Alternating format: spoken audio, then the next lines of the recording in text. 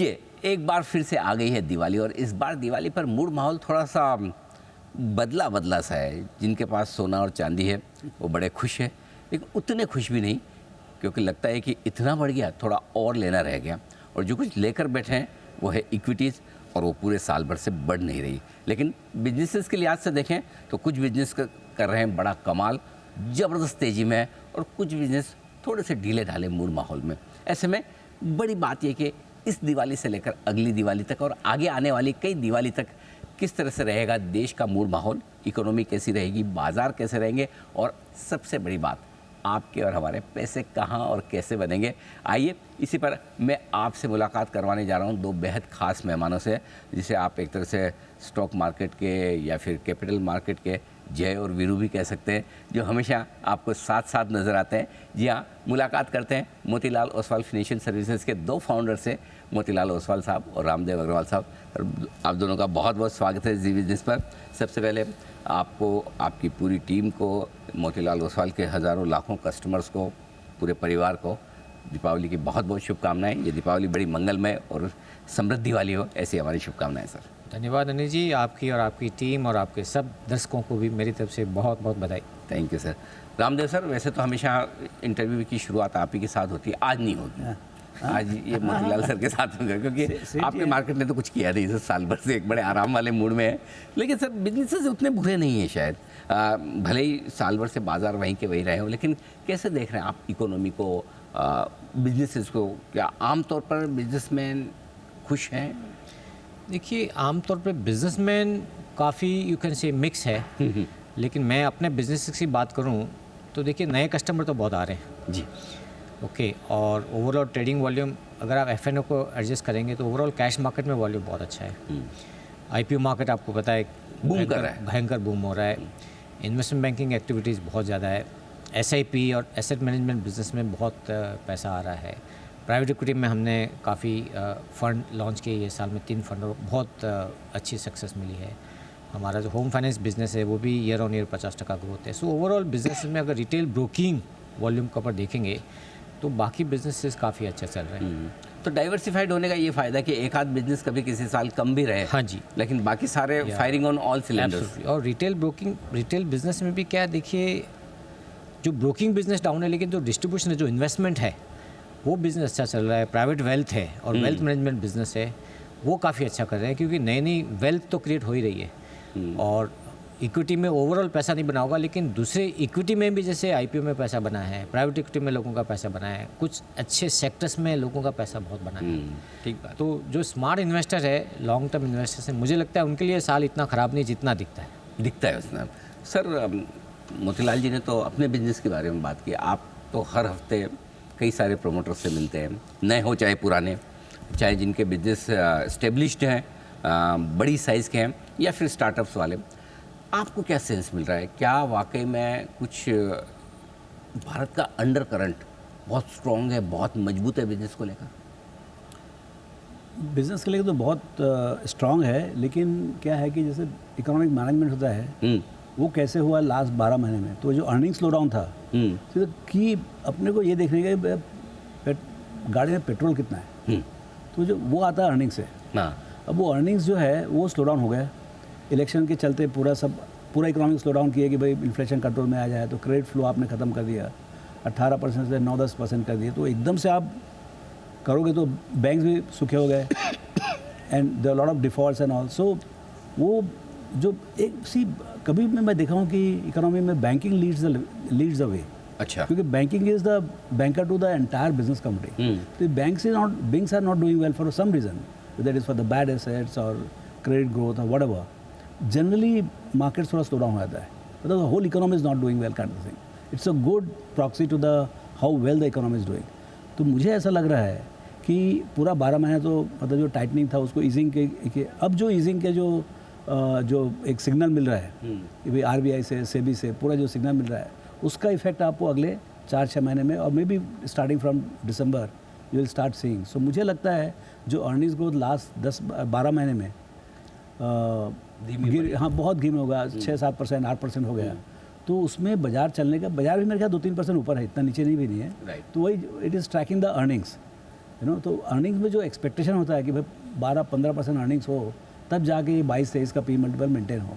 तो वो जो माहौल है लास्ट ईयर का, मेरे ख्याल से पूरा कंसल्टेशन था, cut in GST, cut in tax rate,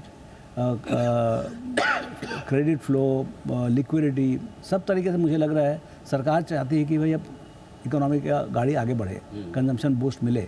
सो मुझे लगता है उसका इफेक्ट आएगा, लेकिन इफेक्ट आने में भी एटलीस्ट 2 क्वार्टर तो लगेगा फुल फ्लो आने में। हाँ, मतलब ये फाइनेंशियल ईयर तो थोड़ा टाइम पास ही करना है, वित्त वर्ष 2026-27 जो होगा, मुझे लगता है दिसंबर तक काफ़ी आपको ये मिलेगा, सिग्नल मिलेगा, क्योंकि देखिए जीएसटी कट अभी हुआ है, तो 2 तारीख से 22 तारीख तक तो कन्फ्यूजन में निकल गया पूरा, उसके कारण सितंबर तो पूरा चौपट, सेकंड क्वार्टर तो ख़राब हो गया।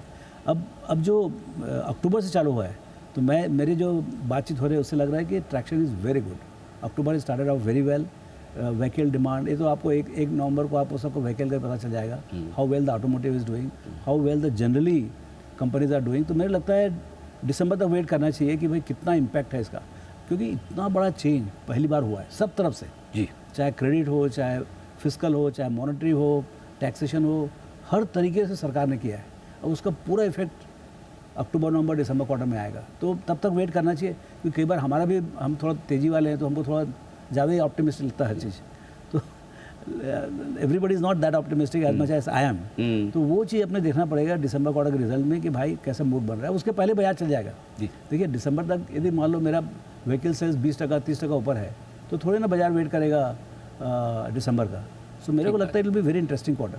ठीक बात सर। देश का शायद ही कोई ऐसा पिन कोड होगा या कोई ऐसा ज़िला होगा जहाँ पर आपके कस्टमर्स ना हो। देश भर में, पूरी दुनिया भर में आप फैले हुए हैं। क्या सेंस मिला है, क्योंकि अभी तक तो रिटेल इन्वेस्टर्स का कॉन्फिडेंस बना हुआ है मार्केट में, पैसे भी म्यूचुअल फंड्स के थ्रू भी और डायरेक्टली इनडायरेक्टली दोनों तरह से अच्छे आ रहे हैं। आपको क्या सेंस मिल रहा है, कमिटेड है लोकल इन्वेस्टर्स और बने रहेंगे, डटे रहेंगे? मेरी देखिए इंटरेस्ट बहुत है। आप डेली वॉल्यूम भी देखिए ना, ऐसा एफ.एन.ओ को आप एडजस्ट करके डेली वॉल्यूम भयंकर है। नंबर ऑफ़ क्लाइंट्स आप देखिए हर महीने कितने ऐड हो रहे हैं। सो मोमेंटम बना हुआ आपका, एसआईपी का आप फ्लो देख लीजिए। सो लोगों को देखिए, शेयर बाज़ार में सबको पता है कि भाई एटलीस्ट 5 साल में 1 या 2 साल बहुत अच्छे रहेंगे, 1 साल एवरेज रहेगा, 1 साल ख़राब रहेगा। तो एटलीस्ट मुझे नहीं लगता है कि ऐसा कोई माहौल ख़राब है, बिकॉज यहाँ नहीं तो देखिए आईपीओ के थ्रू पार्टिसिपेट कर रहे हैं लोग, म्यूचुअल फंड के थ्रू पार्टिसिपेट कर रहे हैं, कुछ ना कुछ सेक्टर्स में जैसे बहुत अच्छा अट्रैक्शन हो रहा है। नई नई एसेट क्लासेस, नए नए प्रोडक्ट्स भी बहुत आ रहे हैं। जैसे हमारे इन्वेस्टर गोल्ड और सिल्वर में भी इन्वेस्ट कर रहे हैं, तो उनका भी वहाँ पैसा बन रहा है। रियल एस्टेट में भी लोगों ने कुछ इन्वेस्ट किया है। तो asset classes, across asset classes, overall portfolio में पैसा इतना नहीं बना। ऑफकोर्स इक्विटी सबसे बड़ा एसेट क्लास है, बट लेकिन ओवरऑल ठीक है, बिलो एवरेज साल था, लेकिन एक्साइटमेंट तो लोगों को है कि भाई ये। और बाजार में एक देखा हूँ मैंने, जिस साल बहुत बड़ा रिटर्न आता है नेक्स्ट ईयर थोड़ा कम हो जाता है, और जिस साल ख़राब रिजल्ट आपका रिटर्न आता है नेक्स्ट ईयर 1-2 साल अच्छे रहते हैं। तो होप पे तो पूरी दुनिया जिंदा है। तो इस हिसाब से तो अगली दिवाली और उसके आधे वाली दिवाली बेहतर ही होने वाली है। ऐसा लगता है हमको। लास्ट ईयर भी यही लग रहा था कि अगला साल अच्छा ही रहेगा, लेकिन देखिए बहुत मुश्किल है प्रेडिक्ट करना हर साल में क्या होगा। बट मुद्दे की बात है आई थिंक कॉर्पोरेट अर्निंग्स की, और मुझे लगता है कि नेक्स्ट क्वार्टर में एक दिवाली वगैरह की आपके जो पूरे फेस्टिवल सीजन का डिमांड भयंकर आएगा। टैक्स रेट, आपका जीएसटी रेट कट, आपका इंटरेस्ट रेट कट, ये दोनों बहुत बड़े मूव हैं मुझे लगता है। और अगर ये यूएस और ट्रेड टैरिफ का इश्यू काफ़ी रिजॉल्व तो अभी दिख रहा है, अब ट्रम्प साहब भी थोड़े ठंडे पड़ रहे हैं, स्टेटमेंट से लग रहा है बिल्कुल, और कोशिश काफ़ी ग्राउंड लेवल पे हो रही है। तो अगर हो गया ना, तो मुझे लगता है एक बार अच्छा एटलीस्ट बूस्ट मिल जाए। तो सर ये दिवाली पैसा लगाने का एकदम सही समय है, भले ही चले पिछले 1 साल में ना बनाओ, लेकिन अगले साल 2-3 साल में तो बनना ही है। देखिए आप यदि 1 साल के लिए आ रहे हो कि इस दिवाली से अगली दिवाली तक ही पैसा कमाना है, तो शायद पता नहीं, मुझे नहीं मालूम कैसे करना पड़ेगा, तो थोड़ा स्पेकुलेटिव आता है मानो कि भाई अपन बोल रहे हैं ऐसे कैसे हो जाएगा। लेकिन क्या ये इन्वेस्टिंग है, आप तब तक बैठ रहे हो जब तक पैसा नहीं आता है। मेरे को इतना मालूम पैसा जरूर आएगा, इस साल नहीं आएगा, मतलब इस साल मतलब अगला दिवाली तक भी नहीं आता है, तो समझो आपको क्यूमुलेटिव, मतलब वो क्यूमुलेट हो रहा है जो ब्लास्ट होना है वो।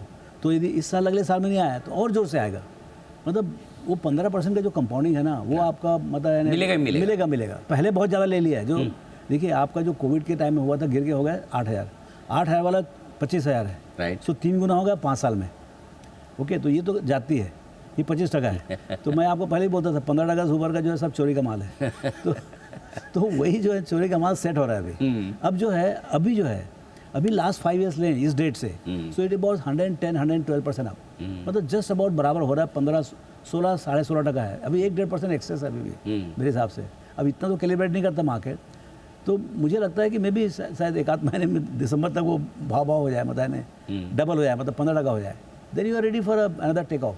अब वो टेक ऑफ जो है वो 6 महीने में होगा, 12 महीने में होगा, 24 महीने होगा। यू नीड अनलिमिटेड पेशेंस, संत स्वभाव होना जरूरी है बाजार में। इन्वेस्ट करो और बैठे रहो, वो आएगा, दिन आएगा, और इतना जोर से आता है ना कि आपको 15% देके जाएगा। ठीक बात है, ये भी जरूरी है सर। लेकिन एक डायलॉग है ना अमिताभ बच्चन साहब का कि तुम मुझे वहाँ ढूंढ रहे हो और मैं तुम्हारा यहाँ इंतज़ार कर रहा हूँ। वो हम तो पैसे इक्विटी मार्केट में ढूंढ रहे थे, सारे सोने चांदी में बन गए थे। बहुत आश्चर्य हो गया अनिल, तो pace at which it is happening, कल भी 4% बढ़ा, मतलब $100 पर डे, मतलब इट्स क्रेज, मतलब something is, I think it is a de-dollarization. समझ ही नहीं आ रहा सर, खुशी मनाए या दुखी हो? नहीं, आपको तो खुशी होना चाहिए, मतलब हमारे यहाँ तो नेट बायर हैं सबके सब, दिन रात सोना खरीदते हैं, 800-900 टन पर महीने बिकता है इंडिया में फ्रेश गोल्ड। तो जिनके पास है वो तो मतलब $2-4 ट्रिलियन का यहाँ तो डबल ही हो गया, मतलब जितना बड़ा वेल्थ इफेक्ट गोल्ड के थ्रू आने वाला है उसका कोई हिसाब नहीं है। लेकिन गोल्ड को कोई आदमी खर्चा नहीं करना चाहता, राइट, बेचना नहीं मेरे पास नहीं, मतलब आपके पास 20-25 तोला 50 तोला सोना होगा घर में, उसका बोले बहुत डबल हो गया तो क्या करना है? कुछ नहीं करना है। लेकिन यदि मान लो म्यूचुअल फंड का दाम यदि मान लो आपके पास है 1 करोड़ का 2 करोड़ हो गया, या थोड़ा चलो प्रॉफिट बुक प्रॉफिट बुक कर सकते हैं, let's go for Europe travel, let's go for some other holidays, you spend out of that. So wealth effect, see when the why the wealth is being made, when the wealth is being spent by people in marriages, in travel, in consumption, तब जाके economy में trickle down effect आता है। तो मुझे लगता है कि trickle down effect gold silver में उतना अंतर नहीं पड़ता है। People feel well, but I don't think anybody counts it as a wealth कि भाई मेरा भाव बढ़ गया करके, या घर का दाम बढ़ जाए तो उसका कुछ अंतर नहीं पड़ता है। लेकिन यदि आपके फाइनेंशियल एसेट्स के दाम बढ़ते हैं, they are tradable on a daily basis, तो देर इज़ अ ऐसा अनुमान है कि 4 से 5% of market cap gain is being spent. तो यदि मान लो 100 लाख करोड़ का आपका मार्केट कैप बदला, यदि आपका बाजार मान लो 15% से बढ़ा, तो आपका समझ लीजिए अभी 475 लाख करोड़ का मार्केट कैप है, तो 15% बढ़ेगा तो कम से कम आपका समझ लीजिए 60-70 लाख, 50 से 75 लाख करोड़, उसका 4%, तो 2 से 2.5 लाख करोड़ या 3 lakh crore, that is almost a percentage of GDP, उतना एक्स्ट्रा बूस्ट मिलता है इकोनॉमी में। ठीक बात। अब लेकिन ये उसी कारण से क्या देखिए, आपका जो रियल एस्टेट वगैरह जो एकदम डम्प्स में थे, आपका देखिए 5 स्टार होटल्स, बाजार फ्लैट है लेकिन देखिए कितना मतलब गर्मी है वहाँ पर। सो ये जो वेल्थ इफेक्ट है, that is the main source of economic development. अब ये और आप देखिए जो रिटेल आया है, इसी कारण से क्या हुआ है, आपका फॉरेनर्स ने कितना बेचा, लाखों करोड़ में बेचा है, फिर भी there is a wall of money which is waiting, and that's why the economy is looking to be very robust. It is robust because of the wealth effect. तो सर आपके इन्वेस्टर्स अभी भी गोल्ड खरीदना चाहते हैं, कह रहे हैं कि है, वैसे तो है लेकिन और लेना था, मतलब गोल्ड तो निकल गया ना भाई, सस्ते दाम थोड़ी मिलेगा। गोल्ड में एक ही दिक्कत है कि पता नहीं चलता खुश हो या दुखी हो, भाव बढ़ रहा है थोड़ी खुशी होती है, लेकिन लगता है कि और लेना रह गया। तो नहीं, वो तो स्टॉक में भी ऐसे रहता है, ये तो ह्यूमन बींग्स का नेचर है भाई, एटलीस्ट कह रहे यार पीछे देख के सब लगता है कि ऐसा कर सकते थे, लेकिन क्या है गोल्ड सिल्वर में ऐसा कोई फंडामेंटल मतलब it's only demand and supply, ऐसा कोई आप जैसे कंपनी की बैलेंस शीट को आप इवेल्यूट कर सकते हो, गोल्ड सिल्वर को आप कर नहीं सकते। और ये इंटरनेशनल ट्रेंड्स ऐसे है, कब किसी को पता नहीं, जियोपॉलिटिकल इशू जिससे रिजॉल्व मतलब ऐसे प्रॉब्लम है ना, वो किसी को पता नहीं। राइट। सो मतलब हम तो यही एडवाइस करते हैं कि भाई नॉट मोर देन 5 से 10% आप गोल्ड सिल्वर में डालो, उससे ज़्यादा तो बाकी का तो आपका पैसा आपको फाइनेंशियल दूसरे इंस्ट्रूमेंट में डालना चाहिए। बिल्कुल ठीक बात है सर। आप हमेशा नई एक और जहाँ ट्रेडिशनल इन्वेस्टमेंट्स जो है उनमें आपकी बड़ी गहरी पकड़ है, लेकिन साथ साथ में जब भी कुछ नया बदलने वाला हो इकोनॉमी में, कुछ नई थीम्स आ रही हो, नई चीज़ें आ रही हो, आप हमेशा उस पर बड़ा फोकस करते हैं। जैसे डिजिटल प्लेटफॉर्म वाली कंपनियाँ किस तरह से बदल रही है देश में, बिजनेस करने का तरीका, हमारे जीने का तरीका, क्या कुछ ऐसी नई थीम्स आप देख रहे हैं, समझ रहे हैं, जो आने वाले समय में बहुत बड़ी हो सकती है? जो आप थीम बोल रहे हैं ना, उसके ऊपर ही नोबेल प्राइज़ मिला इस बार। राइट। क्रिएटिव डिस्ट्रक्शन के ऊपर ही मिला है। यस। जो हम वैल्यू माइग्रेशन बोलते हैं, it is one of the same thing कि भाई पुराना जब सिस्टम जाता है, नया सिस्टम आता है, it creates lot of jobs, lot of wealth, so it's very very progressive. तो जैसे हम अभी नया बात करें, सब इंटरनेट बेस्ड जितने बिजनेस आ रहे हैं, सिर्फ बिजनेसेस नए नहीं हैं, लेकिन बिजनेस करने का तरीका अलग है। जैसी तरीका बदलता है तो पुराने वाले अपने पुराने स्टाइल से बैठे रहते हैं और नए वाले जो है वो आगे बढ़ जाते हैं। तो आप देखिए जैसे अभी हमारे ब्रोकिंग में ही आई है, ज़ीरोदा है, मतलब 8-10 साल पहले आए वो और आज के दिन में मतलब एकदम शहंशाह बन गए। 20% 22% मार्केट शेयर है। Now grow even younger, I think that is only 5-7 years old और 10 ईयर्स ओल्ड। Right. वो लोग मतलब they have become very big. I think उनका IPO आने वाला है $8-10 बिलियन का। Right. सो ये जो ये क्रिएटिव डिस्ट्रक्शन है, मतलब ये ना तो ग्रोथ था और ऐसा नहीं कि हम लोग को ख़त्म कर दिया, लेकिन क्लियरली जो मार्केट शेयर था वो पूरा उनकी तरफ चला गया। मतलब 60-70% of the market share is taken by the people who are not there 10-12 years back. So ये जो है, लेकिन उससे मार्केट बहुत एक्सपांड हुआ है, हमको तकलीफ नहीं हुआ है, लेकिन बाजार बहुत बढ़ गया है। सो ये जो है मतलब जो डिजिटल बदलाव आ रहा है कन्वेंशनल बिजनेस में, वहीं पर जो नया बिजनेस जैसे पॉलिसी बाजार है, it's a way of doing insurance business. So वहाँ पर देखिए कितना एक्सपेक्टेशन है। See basically market is driven by the current earnings and the growth expected. Now growth expected is happening with the digital companies. आप retail में चले आइए, आपके जो जैसे पहले आप था कॉर्नर स्टोर, ग्रोसरी स्टोर था अपने ग्रोसर्स जो थे, उसके बाद आया modern retail, D mart and बाकी ट्रेंड ये सब आए। Right. अब जो है क्विक कॉमर्स आ गया, आपको फटाफट 10 मिनट के अंदर 10 से 15 मिनट के अंदर आपको डिलीवरी जो चाहिए आपको सब मिलता है। तो ये तो नया बदलाव है ना। राइट। अब इससे क्या होगा कि देखिए ग्रोसरी का जो कंजम्पशन तो वो तो है, लेकिन कई कंजम्पशन आप देखना जो because of lack of access, ये रात को 12 बजे आपको मैगी नूडल कहाँ से मिलेगा, तो ला के देते हैं हम लोग आपको। So that foregone consumption will also come, so consumption itself will expand. एक तो शिफ्ट होगा from old system to the new system, and second there will be lot more consumption because of access. So जो access provide कर रहे हैं लोग to the new categories, the convenience of delivery, convenience of time at which they can deliver, they can work 24/7, you know. But conventional stores बेचारे 7 बजे खुलते हैं, 10 बजे खुलते हैं, and रात को 8, 9, 10 बजे बंद हो जाते हैं। So I think new business models are very important, and worldwide there are a lot of innovation thanks to technology. So her business जो है ना is powered by technology. तो कई बार तो मालूम ही नहीं पड़ता है कि भाई कहाँ पर बहुत बड़ा धमाल हो गया।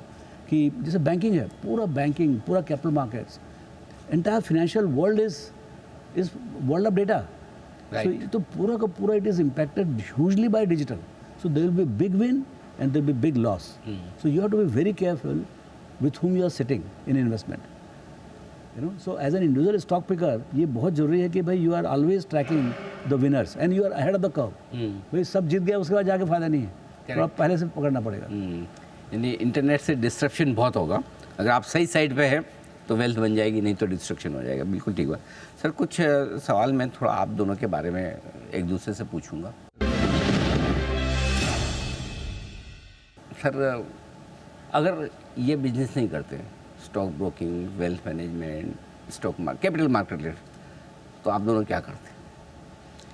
मेरे पास तो 2 ही ऑप्शन थे, या तो अपना फैमिली बिजनेस ज्वाइन कर लो या CA का प्रैक्टिस कर लो, और तीसरा ऑप्शन ये था चलो ये चल गया अच्छा है, नहीं चला होता तो शायद वहीं जाते वापस, उसमें से 2 में से एक देखते। मोस्टली CA प्रैक्टिस ही करते। रामदेव सर? मैं तो शेयर में मरता मतलब डायरेक्टली एनालिस्ट हो, ब्रोकर हो, क्लर्क हो, फंड मैनेजर हो, I would have been in stock. करते यही करता तो मजा ही था। नहीं तो पहले तो डिफिकल्टी था CA बनने का। हाँ। CA बनने की बात पूछ रहे हैं आप, समझे ना। उसके पहले तो भाई CA बन जाओ तो बड़ी बात है, but as a career ambition, career choice I was very clear. तो आप कितना 1987 में स्टार्ट किया। तो एक सबसे बढ़िया बात आपको मोतीलाल सर के बारे में लगती है? हैं? सबसे बढ़िया बात क्या लगती है? अरे भैया पूरा दुकान चलता है उसी कारण से, यू नो। सो परफेक्ट नाम है कंपनी का। अच्छा सर, आपको भी इसी बात का जवाब देना है? नहीं, रामदेव का जो पैशन है एक मतलब 24/7 मार्केट, और एक जो रीडिंग हैबिट्स है ना, मैं डेफिनेटली बिल्कुल पढ़ता नहीं था, मैं रीडिंग हैबिट रामदेव से सीखा हूँ, और अभी काफ़ी समय लगाता हूँ पढ़ने में। तो ये 2 चीज़ें आई थिंक डेफिनेटली मैंने सीखी है रामदेव से कि भाई जो भी करो एकदम पैशन से करो, और दूसरा कीप लर्निंग समथिंग। और एक चीज़ को अगर आप चाहते हैं कि रामदेव सर अपने आप में बदले, बहुत मुश्किल काम है। कोशिश किया मैंने और सुनीता ने, दोनों ने कोशिश किया कि रामदेव थोड़ा पंक्चुअल हो जाओ। लेकिन सर तो पंक्चुअल रामदेव का 11 मतलब 11:10 होता है, मेरा 11 मतलब 9:55 होता है, 10:55 होता है। अच्छा सर, आप क्या बदलवाना चाहेंगे? हाँ, नो इज़ परफेक्ट। अच्छा, हाँ, he is perfect in the sense that भाई देखो, मतलब क्या बोलो, मतलब लाइक आई डोंट, मेरे को हर आदमी परफेक्ट दिखता है, समझे ना। मोतीलाल जी नहीं, सभी लोग परफेक्ट दिखते हैं मेरे को।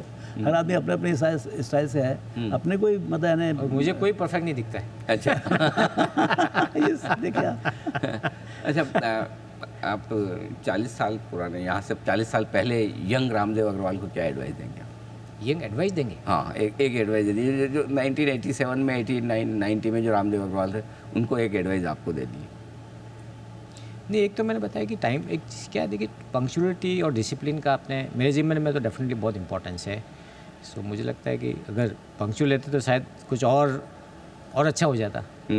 या सर आपको भी एडवाइस देनी मोतीलाल सर पे? मोतीलाल जी क्या एडवाइस हो गए? कुछ तो अरे क्या समय निकल गया। I enjoyed every moment of it. क्या बात द स्ट्रगल बिटवीन 87 एंड 1990 और 91, रियल कहानी से चालू हुई जब हर्षा मेहता को बोल रन हुआ 91 92। ये 2 साल में जो है ना पूरा कायाकल्प हो गया। अरे कार नहीं, गाड़ी नहीं, घर नहीं, कुछ नहीं, सब कुछ आ गया। And we got establish. मैं बोला अब अपने को भगा नहीं सकता यहाँ से करके। 5-10 करोड़ रुपये जेब में, पहली बार करोड़ रुपये चेक पे साइन किए, तो वो सब होने के बाद तो क्या है, we had a fantastic journey actually Motilal Oswal में। And you see, if you I was seeing, हम एक कोई कल डेटा रन कर रहे थे 2008 से 2025, 1 trillion to 4 trillion, which are the companies in capital market they have done well. 28 company थी 2008 में लिस्टेड, 28, मतलब ऐसा नंबर ऑफ लिस्टिंग की कमी थी। 28 में से मोतीलाल ओसवाल भी एक था। Okay, now the all 28 company का 45,000 करोड़ का मार्केट कैप है। नहीं सॉरी, 65,000 करोड़ का मार्केट है, उसमें 58,000 करोड़ खाली मोतीलाल ओसवाल का है। तो 27 कंपनी वहीं रह गए और वेरी मार्जिनली ग्रोन। तो बाकी जितना हुआ कैपिटल मार्केट में वो सब नई कंपनी से हुआ है। So we had fantastic journey in between. अच्छा, चालू कहाँ से किया आप चालू किए जीरो कैपिटल से। Right, zero capital, no introduction also. ऐसा कोई नहीं 150 क्लाइंट भी आया हमारे पास, कुछ भी नहीं था। Leap of faith. इनके बड़े भाई साहब जो अहमदाबाद में हैं, उनका वही एक परमानेंट क्लाइंट थे हमारे, भगवान थे समय ना। तो उनका वो बहुत बड़ा सोर्स था। बाकी जोड़ भाग तो हम कर लेते दोनों मिलके, but having a client, reliable large client was the, मतलब like it's a god status for me. So ये जो स्टार्टिंग था, उसके बाद अब देखिए कुछ ना कुछ तो होता है। So when I recount, look back, there is nothing to regret. God has given much more than what we ever thought will do. Sir, इतनी लंबी पार्टनरशिप चलना 35-40 साल कोई बहुत, मतलब छोटी बात नहीं, बहुत बड़ी बात। आपको क्या लगता है, क्या खास सबसे वजह आपको लगती है कि इस वजह से हमारी पार्टनरशिप चल रही है और चलती रहेगी? जी, जब स्टार्ट हुई थी पार्टनरशिप तो डेफिनेटली हम लोग का अलग स्किल सेट था कि भाई रामदेव मार्केट के बारे में नॉलेज था, रिसर्च करता था। मुझे लग रहा था कि एटलीस्ट मेरे ब्रदर का सपोर्ट है, हम लोग थोड़ा एंटरप्रेन्योर टाइप के हैं और बिज़नेस, मतलब नौकरी कभी किया नहीं फैमिली में किसी ने। सो हमारी मतलब एक एंटरप्रेन्योरल जील थी और थोड़े बहुत फैमिली के kind of I think relationship थे स्टॉक मार्केट में, और तो दोनों चीज़ अच्छी कॉम्प्लीमेंट्री होगी। और उसके बाद तो आई थिंक देखिए कोई भी पार्टनरशिप में, वेदर बिजनेस में हो या पर्सनल फ्रेंडशिप हो, इवन हस्बैंड वाइफ में हो, I think you need to have complete trust, full faith, right, unquestionable faith, वो बहुत ज़रूरी होता है। ठीक बात। So that is sir, what- आपको क्या लगता है सबसे बड़ी वजह इस पार्टनरशिप के इतने लंबे चलने की? मतलब यार देखो, एक तो वी आर सक्सेसफुल, समझे ना। कई बार लड़ाई होती है कि when things don't work, there is not enough on the table only. Right, फिर then you can keep finding कि यार तूने ये गलती किया, तूने ये गलती किया, तो वो देर तने में फिर सब खत्म हो, ऐसा लगता है मुझे। But we never had a problem I telling, day one, अच्छा, थैंक्स टू जबरी भाई, अपने को 1,500 रुपये 2,000 रुपये का ब्रोकरेज तब भी आता था। और फिर उसके बाद तो we have seen only one way, actually we have seen only one way. So in next 5-6 years we had so much on the table. यार आप समझो, आप 2 हॉस्टल के लड़के, राजस्थानी हॉस्टल के, उनके हाथ में 10 करोड़ रुपये आ जाए 92 में, जिसका कीमत अभी आज के 100-200 करोड़, मतलब गदगद हो गए हम लोग। तो वहाँ पर लड़ाई करने कोई जगह ही नहीं है, जरूरत ही नहीं है। और अब तो हज़ारों करोड़ हो गए, अब तो क्या लड़ाई करोगे। तो मुझे लगता है कि it is probably one of the reason is that we never had any serious difference of opinion on who should get what or who should be blamed for what? Because there's nothing to blame. जरूरत ही नहीं है। There was always enough on the table. लेकिन एक चीज़ जो sir पैसे बहुत लोगों ने कमाए, आपसे कहीं ज़्यादा भी कमाए हैं और नाम भी आपने भी बहुत कमाए हैं, लेकिन यो गिविंग बैक टू सोसाइटी है, वापस जो देने का वो मन है, उसमें भी आपने दोनों ने मिलकर रिकॉर्ड बनाया है। ये जो चैरिटी करने का या सोशल काम के लिए पैसा डोनेट करने का, कैसे आप इसको कैसे देखते हैं as a part of life और एज अ पार्ट ऑफ आप दोनों की जर्नी के हिस्से को कैसे देखते हैं? नहीं, अभी देखिए एज के साथ डेफिनेटली अपनी थॉट प्रोसेस भी चेंज होती है। और आप लोग देखते हो कि भी ग्लोबली, इंडिया में कम एग्जाम्पल है लेकिन कुछ एग्जाम्पल है, लेकिन ग्लोबली जो एग्जाम्पल देखते हैं कि यार इन्होंने अपनी वेल्थ का 90% दे दिया, बड़ा हिस्सा दे दिया, 50% दे दिया, तो आपको भी लगता है अल्टीमेटली जब आप एज ए जर्नलिज्म वैसे भी कीप रिफ्लेक्टिंग कि भाई एटलीस्ट अपनी ज़िंदगी में क्या है, जब हम देखते हैं तो कहीं न कहीं से एक इंस्पिरेशन आया लोगों को देख के भी और अपने जीवन से भी कि भाई एटलीस्ट इतना भगवान ने दिया, अपनी ज़रूरतें कितनी हैं। ओके, तो कैसे वापस कुछ, और समाज से हमको भी बहुत कुछ मिला है। किसी ने हॉस्टल में हम लोग रहे हैं, कोई कॉलेज में रहे हैं, तो लोगों ने किसी ने बनाई इंस्टीट्यूशंस, तो भाई जब हमको फ़ायदा हुआ है उसका बहुत बड़ा फ़ायदा हुआ है। जैसे राजस्थान विद्यार्थी जहाँ हम लोग पढ़े हैं, तो हॉस्टल और कॉलेज और धर्मशाला लोगों ने बहुत बनाई, मंदिर बहुत बनाए, तो हमको लगा कि यार कुछ ना कुछ तो हम भी वापस करें। तो उसी से एक इंस्पिरेशन आया कि चलो एटलीस्ट अभी कुछ बड़ा काम किया जाए। और बड़ा तो क्या है, एटलीस्ट बस आप मतलब हमारे पास करीब 70% स्टेक है, उसमें से 10% ही दिया अभी, तो ऐसा कुछ बहुत बड़ा नहीं है। 15% स्टेक ही गया अभी तक, तो बहुत कुछ हो सकता है और कुछ ज़्यादा हो सकता है। कमिटमेंट हुआ है, कमिटमेंट है। तो अभी काफ़ी उसमें काम हो रहा है, काफ़ी बहुत काम हो रहा है उसमें, इनफैक्ट बहुत समय उसमें भी जाता है। एंड वी रियली, हम लोग को लगता है कि हम कैसे करोड़ों लोगों को ज़्यादा उसमें डायरेक्टली इनडायरेक्टली इम्पैक्ट करें। जैसे यहाँ भी करोड़ों लोगों को इम्पैक्ट किया बिजनेस में, लेकिन ऐसे ही कैसे एक लोगों को पर्सनली इम्पैक्ट करे, मुझे लगता है उससे बहुत अभी खुशी मिल रही है। पहले जो पैसा कमाने में बहुत खुशी मिलती थी, अब पैसा कमाने में खुशी नहीं मिल रही, अब पैसा खर्च करने में और रियल अच्छे काम खर्च करने में बहुत खुशी होती है। और यहाँ पे भी आप दोनों के विचार बिल्कुल 100% मिलते हैं। 110%। नहीं तो कभी ऐसा लगे ना कि आपको लगे यहाँ खर्च करना है, आपको लगे यहाँ खर्च करना है? Moti can spend 10%, I can spend 10%, so we have 20%। नहीं, अच्छे आइडिया आ रहे, बहुत आ रहे हैं आइडिया, तो आइडिया आ रहे हैं, बट लोगों सब खर्चे करते हैं, राइट। जैसे रामदेव जी के वहाँ छत्तीसगढ़ में हमने 2 बड़ी इंस्टीट्यूशन के वहाँ काम किए, NIT एंड IIM रायपुर में, बहुत बड़ा कंट्रीब्यूशन है। हमारे डिस्ट्रिक्ट में बालोतर डिस्ट्रिक्ट एजुकेशन ट्रांसफॉर्मेशन का प्रोजेक्ट लॉन्च कर रहे हैं हम लोग, लॉन्च कर दिया एक्चुअली, तो काफ़ी काम हो रहा है जहाँ अच्छा है। देखिए वेल्थ है, अब उसको कैसे सदुपयोग करें, और हमने तो मतलब रामदेव की इच्छा थी कि इसको 10% को पहले 10 साल में तो खर्च कर दो, उसके बाद और नया देखेंगे, तो 10% इक्विटी को 10 साल में खर्च करना बहुत इंपॉर्टेंट। सो एटलीस्ट उसका भी एक अलग मज़ा ले रहे हैं अभी। आई एम श्योर सर, जितने भी नए एंटरप्रेन्योर्स हैं, यंग जनरेशन है, आप उन सब के लिए बड़े रोल मॉडल है। बहुत ज़बरदस्त मॉडल है इंडियन मार्केट में। आप कमिट करो, मतलब मेंटली कमिट कर लो, और उसके बाद keep doing it as a time धीरे। तो हमने जब कमिट किया था तो 12,000 करोड़ कीमत था मोतीलाल ओसवाल का। सो एक्चुअली हमने कमिट किया, समझ लो 1200 करोड़, आज कीमत हो गया 60,000 करोड़। तो actually philanthropy to done is 6,000 crore, और ये तो अभी पहला साल है, अभी 8 साल और बाकी है अभी। तो 8 साल में यदि मान लो 15% से भी चला, तो मतलब it is the total amount to be spent is more like 8 to 10,000 crore. उसमें बहुत सारे, हमारा तो मेनली फोकस है इंस्टीट्यूशनल बिल्डिंग में। जैसे हमने हॉस्टल बनाया है, हम अभी आपको मालूम है जो दूसरा हॉस्टल बन रहा है, जी, जो पहले तो हमने जहाँ रहे वहाँ बनाया, अभी मरोल में बड़ा 1800 सीटेड हॉस्टल बन रहा है, तो उसका पहला हमने किया है। अच्छा, जो वहाँ के ट्रस्टीज़ हैं उन्होंने इतना ज़बरदस्त काम किया है कि हमने 1 रुपये दिया, उन्होंने 2 रुपये ऑलरेडी इकट्ठा कर लिया। क्या बात है। हाँ, तो 3-3.5 रुपये काम होगा, मतलब 100 करोड़ हमने दिया है तो 350 करोड़ काम होगा। इसमें मतलब ना सामाजिक यज्ञ है, तो मतलब आप जितना, अच्छा ये तो इतनी बड़ी कंट्री है, इतना मतलब ना हर चीज़ चाहिए। हॉस्टल ही बनाओ तो 10-20 लाख कमरे का हॉस्टल बना डालो तो भी कम है। मतलब ना जितना करो उतना कम है।